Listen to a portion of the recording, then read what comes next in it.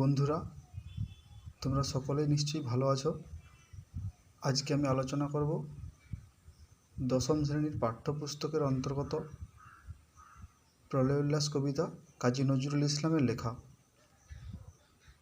প্রলয় উল্লাস এই কথাটার মানে আমাদের জেনে নিতে হবে। প্রলয় কথার অর্থ হলো ধ্বংস, আর উল্লাস কথার অর্থ হলো আনন্দ। প্রলয় উল্লাস কথার অর্থ হলো ধ্বংসের আনন্দ। পরাধীন ভারতবর্ষে ব্রিটিশদের আক্রমণের বিরুদ্ধে সমগ্র ভারতবাসীদের একত্রিত হতে বলেছেন তার এই প্রলয় উল্লাস কবিতার মধ্য দিয়ে কাজী নজরুল ইসলাম। কবিতাটি 1922 সালে প্রকাশিত অগ্নিবীণা কাব্যগ্রন্থের অন্তর্গত। এখান থেকেই নেওয়া হয়েছে। কবিতাটি আলোচনা করার আগে কবি পরিচিতি সম্পর্কে আমাদের কিছু তথ্য জেনে নেওয়া প্রয়োজন। কবি কাজী নজরুল ইসলাম জন্মগ্রহণ করেছিলেন 1899 সালে 24শে মে বর্ধমান জেলার আসানসোলের নিকট চুরুলিয়া গ্রামে।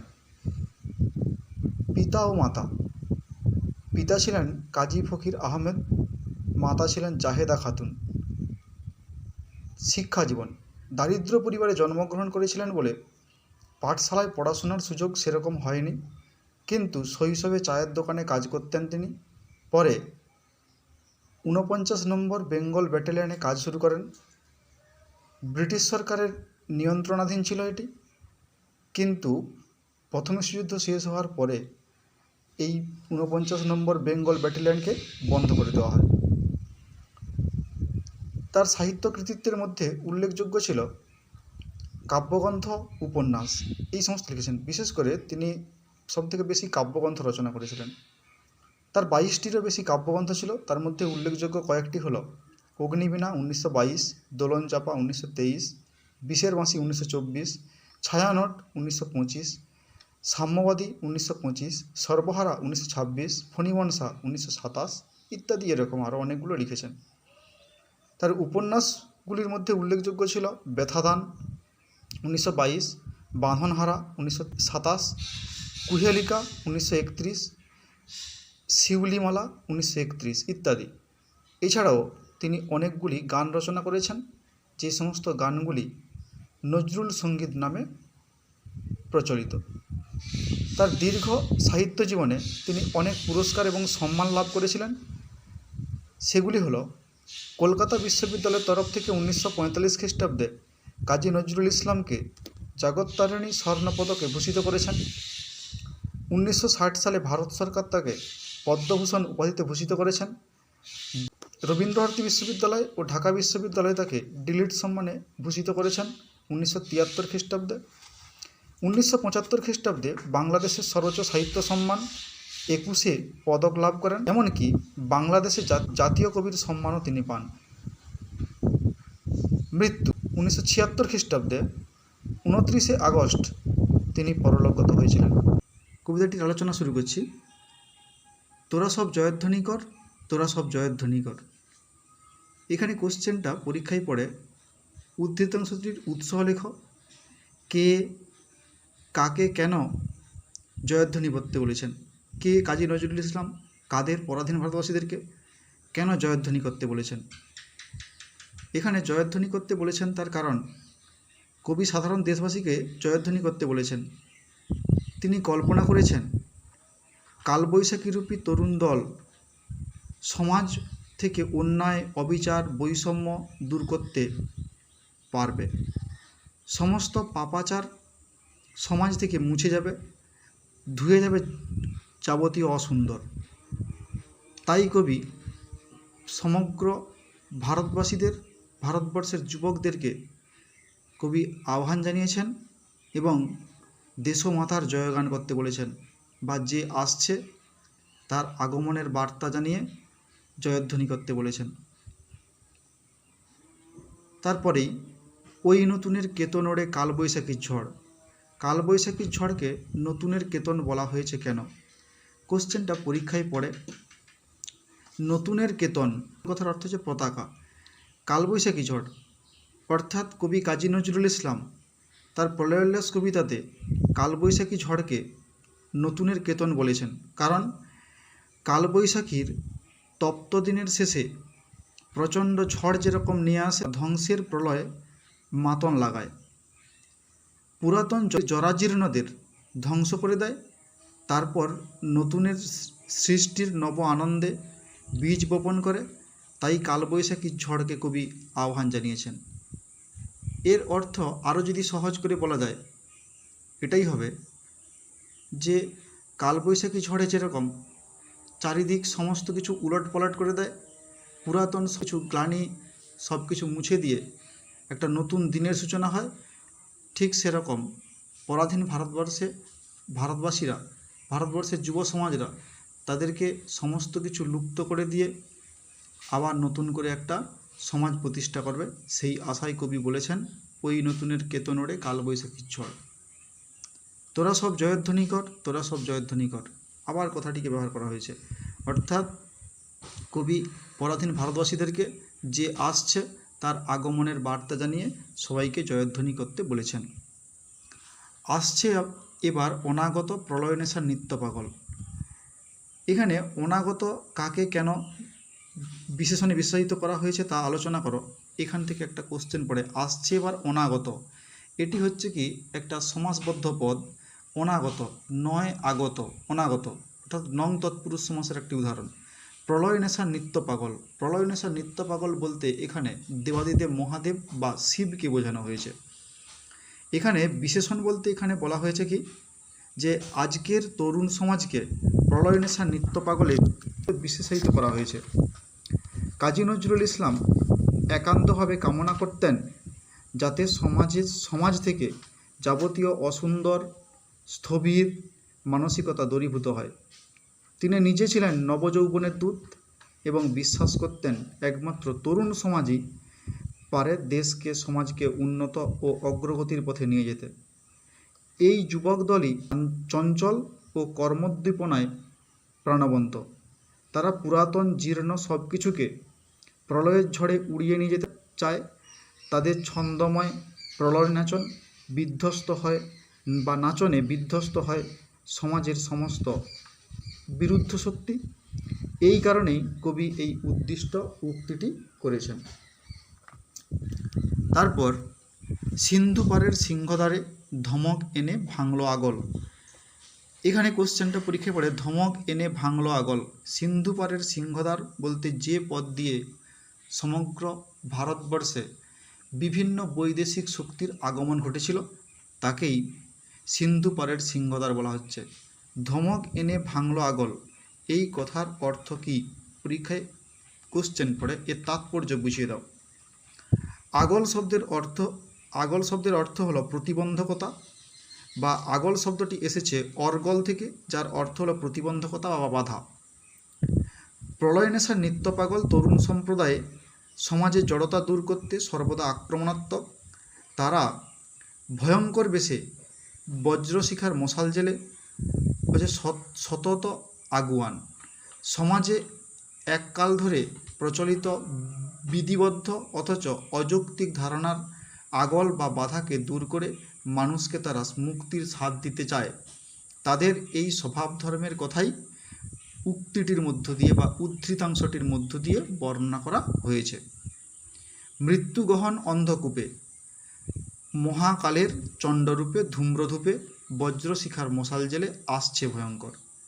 এখানে কোশ্চেন পরীক্ষায় পড়ে, মৃত্যুগহন অন্ধকূপ অর্থাৎ তোমরা ইতিহাসে সকলেই পড়েছ যে সিরাজউদ্দৌলা বা সিরাজ বাংলার সিংহাসনে বসার পরে, নবাবিশে বসার পর যেরকম 1756 সালে 20শে জুন রাত্রিবেলা কলকাতা দখল করে এবং কাশিমবাজার কুটির দখল করে কলকাতার নাম আলীনগর রাখে এবং আলীনগরের সন্ধি হয়, এবং সেই দিন রাত্রেই 146 জন ব্রিটিশ নরনারীকে 18 ফুট লম্বা এবং 14 ফুট চওড়া একটি ঘরের মধ্যে আবদ্ধ রেখেছিল, আলো বাতাসহীন ঘরে। তারপরের দিন সকালে দেখা যায় যে মাত্র 23 জন বেঁচে ছিল, 123 জন মারা যায়। এই ঘটনা হলওয়েল নামক একজন ঐতিহাসিক প্রচার করেছিলেন বলে এটাকে হলওয়েল বলা হয়। আর ওটি হচ্ছে কি অন্ধকূপ হত্যা নামে পরিচিত। এখানে সেই কথাটার অর্থে বোঝানো হয়েছে মৃত্যুগহন অন্ধকূপ, অর্থাৎ ভারতবর্ষ ঠিক ব্রিটিশ শাসিত ভারতবর্ষ ঠিক একইভাবে যেন অন্ধকার কারাগারের মধ্যে বা অন্ধকূপের মধ্যে বন্দী ছিল। তার থেকে পরিত্রাণ ঘটানোর জন্য বা পরিত্রাণ পাওয়ার জন্য সেরকম কোনো কারুর আবির্ভূত হচ্ছিল না। সেই রকম কবি মহাকালের চণ্ডরূপ অর্থাৎ মহাকালের রূপ, ধ্বংসাত্মক রূপের কথা কবি এখানে তুলে ধরেছেন। ধূম্রধূপে অর্থাৎ ধোঁয়ার মধ্য থেকে যেরকম শম্ভু নিশম্ভুকে বধ করার জন্য দেবী কালিকা চণ্ডরূপ ধারণ করে এসেছিলেন, ঠিক সেই রকম রূপের কেউ একজন আবির্ভূত হবে যে এসে পুরাতনকে ধ্বংস করে নতুনকে প্রতিষ্ঠা করবে। বজ্রশিখার মশাল জেলে আসছে ভয়ঙ্কর। ভয়ঙ্কর কে, তিনি কেন আসছেন? বজ্রশিখা বলতে কি, বাজ পড়লে যেরকম আলোকিত হয় ঠিক সেই রকমভাবে বজ্রশিখার মশাল জেলে চারদিক অন্ধকার ভারতবর্ষে পুনরায় আলোর দ্বারা সমগ্র ভারতবাসীকে আলোকিত করবে, এই অর্থে কবি আহ্বান করেছেন ধ্বংসের দেবতা শিবকে অথবা মহাকালকে। এখানে কোশ্চেন একটা পরীক্ষায় পড়ে, ধমক এনে ভাঙলো আগল। এখানে ধমক এনে ভাঙলো আগল কথাটির তাৎপর্য কী, কোশ্চেনটা আলোচনা করে দিয়েছি। মহাকালের চণ্ডরূপে এখানে কে আসছে, অর্থাৎ মহাকালের চণ্ডরূপে এখানে বোঝানো হয়েছে যে ভারতবর্ষের তরুণ সমাজকে। বলছে এই রূপ বেশ ধারণ করার কারণ কি না, ভীষণরূপী মহাকাল নৃত্য তাণ্ডবের মাধ্যমে বা তাণ্ডব নৃত্যের মাধ্যমে সৃষ্টি স্থিতি বিনাশ এই চক্রটি সচল রাখেন, ফলে স্থির পরিস্থিতির বদল হয় এবং সৃষ্টিশীল ভবিষ্যৎ তার যাত্রা শুরু করে। কবি তরুণ সমাজের মধ্যেও মহাকালের এই বিশেষ ধর্মটি প্রত্যক্ষ করেছেন। তারা যেন ভয়ঙ্কর বেশ ধারণ করে বজ্রশিখার মশাল জেলে জরায় মরা মূর্ছুদের প্রাণের বিনাশ সাধন করবেন। এই বিনাশের ফলেই জেগে উঠবে নব ক্ষমতা সম্পন্ন ভবিষ্যৎ, যা সুন্দর ও প্রাণবন্ত হবে। মহাকালের তাণ্ডব লীলার সঙ্গে দেশের যুবকদের স্বভাবের এই যে দৃশ্য প্রত্যক্ষ করেই কবি উক্ত পৌরাণিক ব্যাখ্যাটিকে তুলে ধরেছেন। এবার বজ্রশিখার মশাল জেলে আসছে ভয়ঙ্কর। ভয়ঙ্কর কীভাবে এসেছিল? ভয়ঙ্কর এসেছিল কালবৈশাখীর বেশে নৃত্য পাগল রূপে। সে সিন্ধু পারের সিংহদ্বারে আঘাত হেনে আগল ভেঙেছে। মৃত্যুগহন অন্ধকূপে মহাকাল চণ্ডরূপে ধূম্রধূপে বজ্রশিখার মশাল জেলে আসছে। এরপর ওরে ওই হাসছে ভয়ঙ্কর। ভয়ঙ্করের হাসির কারণ কি? কোশ্চেনটা পরীক্ষায় খুবই গুরুত্বপূর্ণ পড়ে যে ওরে ওই হাসছে ভয়ঙ্কর। কবি সমাজের সতত চঞ্চল প্রাণময় কৃষক যুবকদের ভয়ঙ্করের সঙ্গে তুলনা করেছেন। তার মনে হয়েছে সমাজে এতকাল ধরে প্রচলিত যাবতীয় অসুন্দর, অযৌক্তিক ও অমানবিক আচার ও চিন্তাধারার বদল হওয়া প্রয়োজন। এই জন্য দরকার প্রলয়, আর দেশের তরুণ সমাজদের হাতেই রয়েছে তার চাবিকাঠি। ভয়ঙ্কররূপী যুবকরাই তা পারে। তাই তারা আসন্ন আবির্ভাবের আনন্দ ও সমাজের স্থবির দিকগুলি ধ্বংসের আনন্দে হেসে ওঠে। তোরা সব জয়ধ্বনি কর, তোরা সব জয়ধ্বনি কর। কবি পরাধীন ভারতবাসীদেরকে বলেছেন যে আসছে তার জয়ধ্বনি করতে। ঝামর তাহার কেশের দোলায় ঝাপটা মেরে গগন দোলায়। ঝামর কথার অর্থ হলো পর্দা।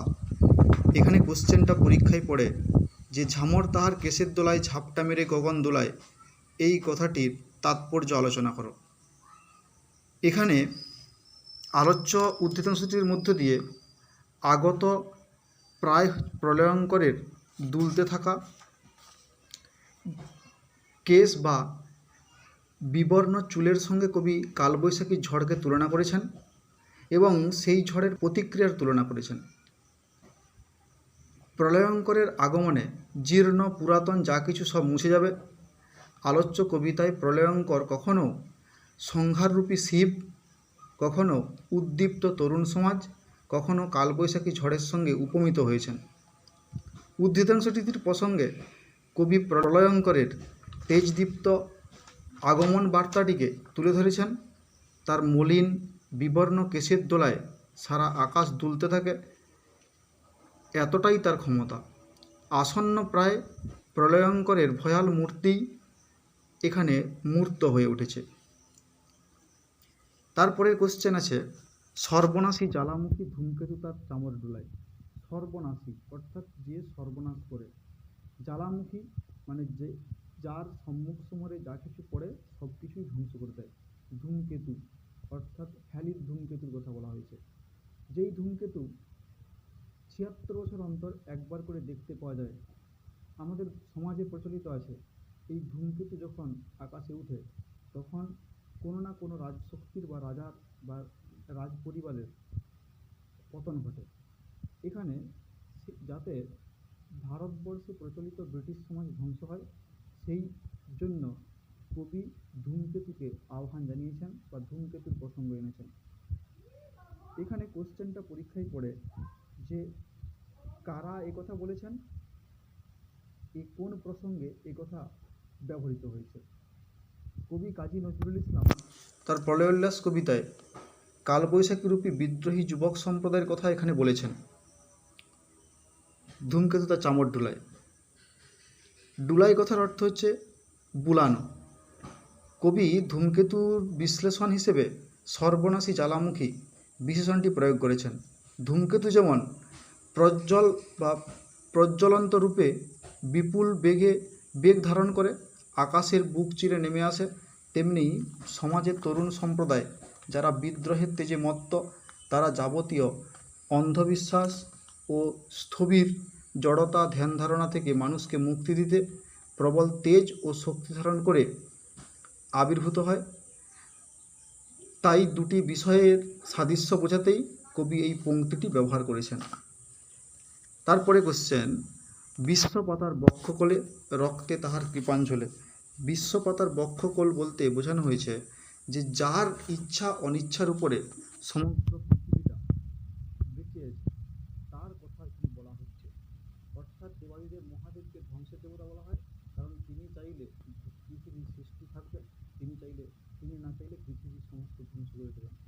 রক্তে তাহার কৃপাঞ্জলে দুদুল দুলে। কৃপান কথার অর্থ পরীক্ষায় পড়ে, কৃপান কথার অর্থ হচ্ছে তরবারি বা খড়গ বা ছোড়াকে বোঝায়। এখানে উদ্ধৃতাংশটি তাৎপর্য কি, কোশ্চেনটা পরীক্ষায় পড়ে রক্তে তাহার কৃপাঞ্জলে দুদুল দুলে, উদ্ধৃতাংশটি তাৎপর্য বুঝিয়ে দাও। কাজী নজরুল ইসলাম এখানে কৃপান বলতে তরবারিকে বুঝিয়েছেন, আর তরবারি হলো বীরত্বের প্রতীক, আর রক্তরঞ্জিত তরবারি পেশিশক্তি বা বীরত্ব ব্যঞ্জকের প্রতীক। আলোচ্য অংশটির মধ্য দিয়ে কবি তরুণ সম্প্রদায়ের আগ্রাসী মনোভাবের দিকটিকেই তুলে ধরেছেন। স্বাধীনতা সংগ্রামের ক্লান্তি লগ্নে কবিতাটি রচিত হয়েছে। তখন চরমপন্থী আন্দোলনের ঢেউ সারা বিশ্বে পড়েছে বা সারা ভারতবর্ষে পড়েছে। যৌবনের তেজে মত্ত কিশোর এবং যুবকের দল ব্রিটিশ শক্তিকে সরাসরি প্রত্যাঘাত করতে চেয়েছিল। আক্রমণের বিরুদ্ধে পাল্টা আক্রমণ ছুঁড়ে দেওয়াই ছিল তাদের লক্ষ্য। এর অত্যাচারী শাসকের হত্যা করতেও তাদের হাত কাঁপত না। স্বাধীনতা আন্দোলনের এই বিশেষ সময় পর্বটিকে কবি এই পংক্তিটির মধ্য দিয়ে ব্যবহার করতে চেয়েছেন বা ইতিহাস তুলে ধরেছেন। অট্টরোলের হট্টগোলে স্তব্ধ চরাচর। অট্টরোলের হট্টগোলে স্তব্ধ চরাচর, এই প্রসঙ্গে কবি হট্টগোলের কি পরিচয় দিয়েছেন। অর্থাৎ এখানে বলেছেন যে কালবৈশাখী যখন ভয়ঙ্কর বেগে আসতে থাকে, তখন কালবৈশাখীর এই ঝামরের কেশের দোলায় ঝাপটা মেরে গগন দুলিয়ে দেয়। সর্বনাশী জ্বালামুখী ধূমকেতু দেয় তার চামর ডুলিয়ে। বিশ্বপাতার বুকের কোলে তার সেই ভয়ঙ্করের রক্তমাখা কৃপাঞ্জলে।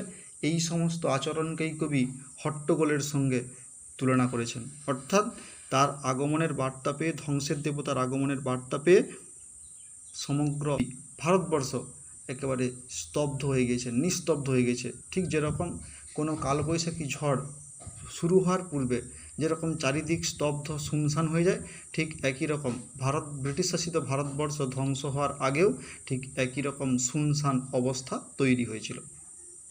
তারপর, ওরে ওই স্তব্ধ চরাচর, তোরা সব জয়ধ্বনি কর, তোরা সব জয়ধ্বনি কর, তোমরা সকলে একসঙ্গে জয়ধ্বনি করো, কারণ ব্রিটিশদের ধ্বংসের আগমনের বার্তা নিয়ে আসছে এমন একজন যার সম্মুখ সমরে পড়ে সকলের মৃত্যু প্রায় অনিবার্য। অর্থাৎ ব্রিটিশদের দিন শেষ হয়ে আসছে, ভারতবাসীরা স্বাধীনভাবে বাঁচতে পারবে, এই রকম অর্থে কবি এই স্তব্ধ চরাচর কথাটা ব্যবহার করেছেন। আবার বলা হয়েছে, দ্বাদশ রবির বহ্নিজ্বালা ভয়াল তার নয়ন গোটায়। দ্বাদশ রবির বহ্নিজ্বালা, এখানে দ্বাদশ রবি বলতে 12টি রবি, পুরাণ মতে 12টি সূর্যের নাম হলো বিবস্বান, আর্যমা, পূষা, ত্বষ্টা, সবিতা, ভগ, ধাতা, বিষ্ণু, বরুণ, মিত্র, ইন্দ্র, অংশুমান, এই সমস্তকে বোঝানো হয়। বহ্নিজ্বালা বহ্নি কথার অর্থ হচ্ছে আগুন, অর্থাৎ 12টি সূর্যের যা তেজ, ঠিক সেই রকম তেজ রয়েছে যে ধ্বংসের দেবতা বা যে আসছে তার চোখের মধ্যে, যেদিকেই তাকাবে সেদিকেই তার পুড়ে সমস্ত কিছু ছাই করে দেবে, এই রকম অর্থে বোঝানো হয়েছে। কবিতার এইবার পরীক্ষায় এটাতে কোশ্চেন পড়ে কোন প্রসঙ্গে এই উক্তিটি করা হয়েছে। কবিতার নানান অংশে কবি দেশের তরুণ যুবক সম্প্রদায়কে বিশেষিত করেছেন, একাধিক বিশেষণ প্রয়োগ করেছেন। আলোচ্য প্রসঙ্গে কবি পুরাণের দ্বাদশ আদিত্যের কথা এখানে উল্লেখ করেছেন, যেটা আমরা আগেই আলোচনা করেছি আমি। কবি এদের মিলিত তেজের সঙ্গে যুবকবৃন্দের অন্তরের নিহিত বীরত্বের সঙ্গে তুলনা করেছেন। তাদের চোখের দৃষ্টি থেকে যেমন প্রখর সূর্যের আভা বিচ্ছুরিত হয়, যৌবনের এই তেজোদ্দীপ্ত স্বরূপকেই কবি প্রতিষ্ঠিত করতে চেয়েছেন এই উদ্ধৃতাংশটির মধ্য দিয়ে।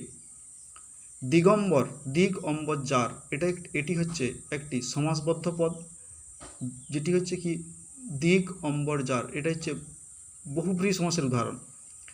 কাঁদন লুটায় পিঙ্গল তার স্তত্র জাটায়, পিঙ্গল কথার অর্থ হচ্ছে পিত বর্ণ বিশিষ্ট।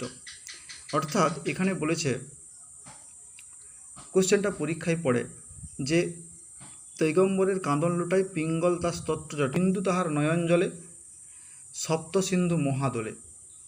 কোশ্চেনটা পরীক্ষায় এটা পড়ে যে সপ্ত সিন্ধু মহাদলে, সপ্ত সিন্ধু পুরাণ মতে কী কী রয়েছে, কপল দলে। এবার এখান থেকে কোশ্চেন পড়ে সপ্ত সিন্ধু কোথায় কীভাবে দোলে, প্রসঙ্গ সহ আলোচনা করো।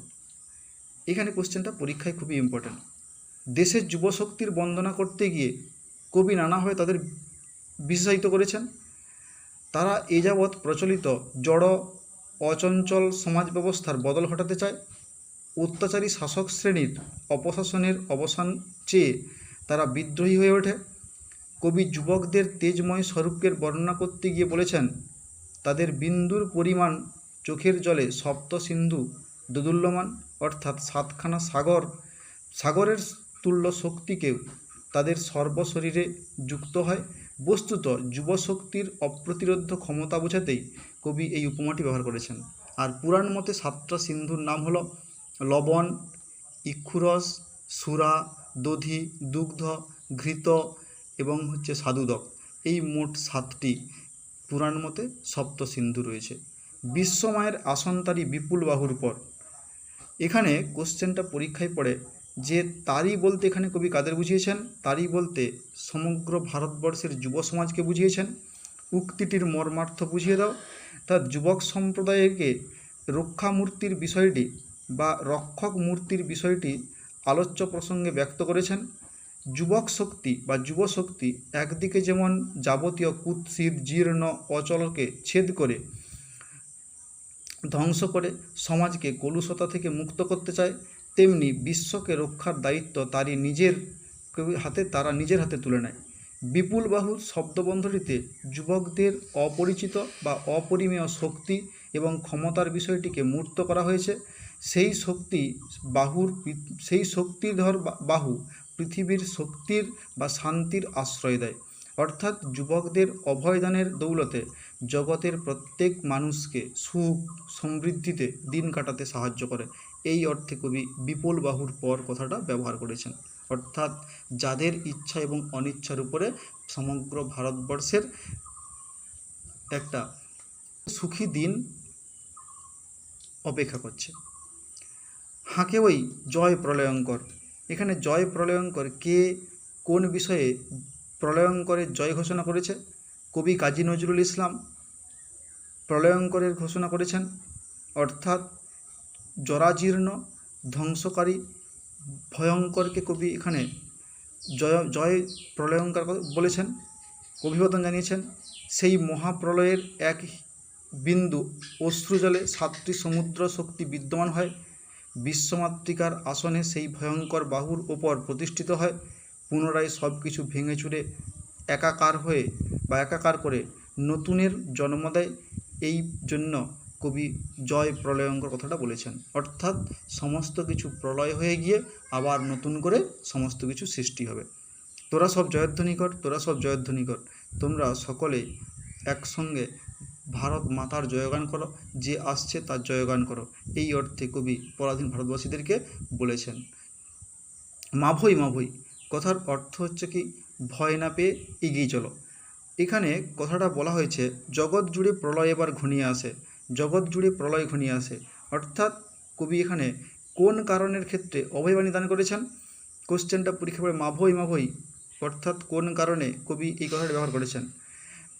তিনি বলেছেন যে প্রলয় আসছে দেখে ভয় পেলে চলবে না, কারণ প্রলয়ের এই ধ্বংসের রূপের আড়ালেই নব নব সৃষ্টি হয় বা নতুন সৃষ্টির বীজ থাকে। এই জগৎ জোড়া প্রলয় এলেই জরায় মৃতবৎ মানুষদের লুকানো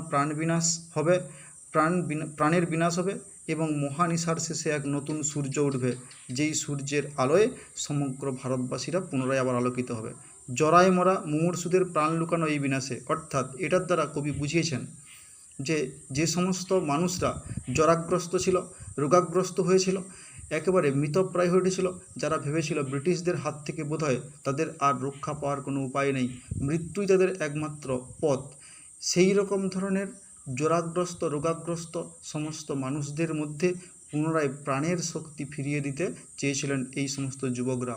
এই জন্য কবি বলেছেন এবার মহানিশার শেষে, অর্থাৎ দীর্ঘ রাত্রি অতিক্রান্ত হওয়ার পরে আসবে উষা অরুণ হেসে করুণ বেশে। উষা কথার অর্থ হচ্ছে কি, সকালবেলার সূর্য, সকালবেলা আবার একটা নতুন দিন সূচিত হবে। এবং যা ভারতবাসীরা আগে ব্রিটিশদের আগে যেরকমভাবে ভারতবাসীরা প্রতিনিয়ত স্বাধীনভাবে দিন যাপন করত, ঠিক একই রকমভাবে তারা আবার পুনরায় দিন যাপন করতে পারবে, এই অর্থে কবি বলেছেন।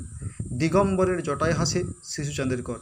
শিশুচাঁদের কর কথার অর্থ হচ্ছে কি, বাচ্চা চাঁদ বা ছোট চাঁদ, মানে দিগম্বর বলতে দিগ অম্বর যার, অর্থাৎ শিবের জটার বা শিবের মস্তকে যেরকম ছোট্ট চাঁদ বা বাচ্চা চাঁদ অবস্থান করে, ঠিক একই রকমভাবে ওই ছোট্ট চাঁদেরও অবস্থান এখানে কবি আছে বলে মনে করেন।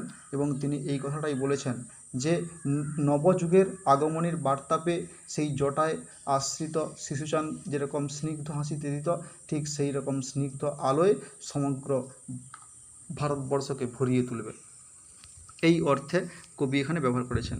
তারপর বলা হয়েছে আলোয় তার ভরবে এবার ঘর। কার আলোয়? না, নতুন প্রভাতের আলোয় সমগ্র ভারতবাসীদের ঘর আলোকিত হবে বা ভরে যাবে। তোরা সব জয়ধ্বনি কর, তোরা সব জয়ধ্বনি কর। সমগ্র পরাধীন ভারতবাসীদেরকে বলেছেন যে ভয় পেয়ে আর কোনো লাভ নেই, ধ্বংসের দেবতার আগমন ঘটছে, সমগ্র পুরাতনকে কলুষতাকে মুছে দিয়ে নতুন আলোয় প্রভাতের আলোয় আলোকিত হবে। এই জন্য কবি বলেছেন তোরা সব জয়ধ্বনি কর, তোরা সব জয়ধ্বনি কর। সমগ্র পরাধীন ভারতবাসীদেরকে কবি এই আহ্বান জানিয়েছেন।